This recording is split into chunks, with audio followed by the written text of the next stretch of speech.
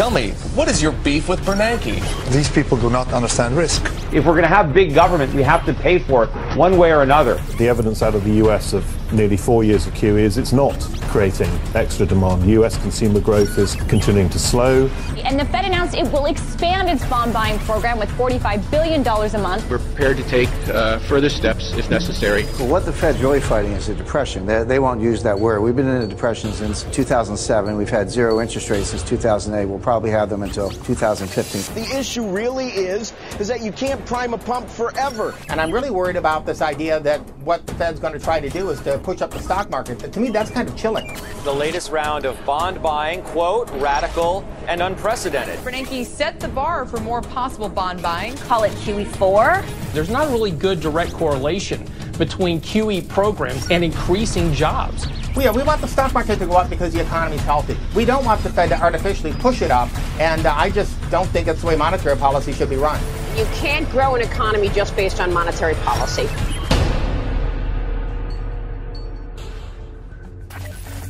Our nation is in crisis.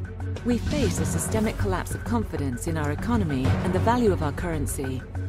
The United States controls the world reserve currency, but right now we aren't being good stewards. Already, we're seeing nations around the world set up trade agreements to avoid using dollars. Some nations going as far as dumping US treasuries. Spending is out of control, and there is no one to stop it. At the risk of losing a political fight, politicians in DC are steering the entire world into a fiat currency crisis. Many are buying gold to protect themselves, but what about a return to the gold standard? It certainly makes sense to those who are looking for safety. Central banks own the majority of the world's gold. In fact, central banks are net buyers of gold. Publicly, they hate gold, but behind the scenes they are buying it to protect themselves from the very currencies they are in charge of. Gold as money is treated as an old idea, but it is fiat money that is an old idea that has been tried on every continent and has failed every time, always leading to an economic crisis and in some cases, hyperinflation. America's founding fathers knew the dangers of paper money. That's why they described in Article 1 of the US Constitution that no state shall make anything but gold and silver coin a tender of payment of debts. Prior to the Continental Congress, under the Articles of Confederation, the government had the power to print. However, the US Continental eventually experienced hyperinflation.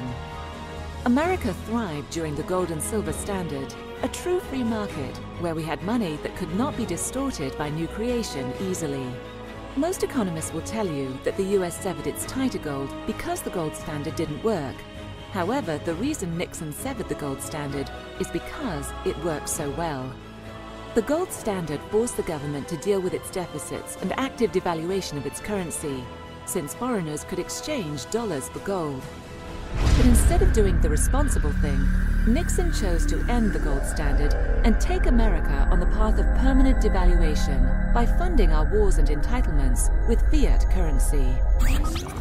The Federal Reserve today controls the money supply and interest rates, but did you know that prior to the Federal Reserve, the money supply was determined by natural economic forces? With gold as money, the money supply was stable, and interest rates were determined by supply and demand for borrowing. Instead of sustainable growth, we now live in a world where the Federal Reserve can keep interest rates low and create disasters like the tech bubble, housing bubble, and current stock bubble we are seeing today.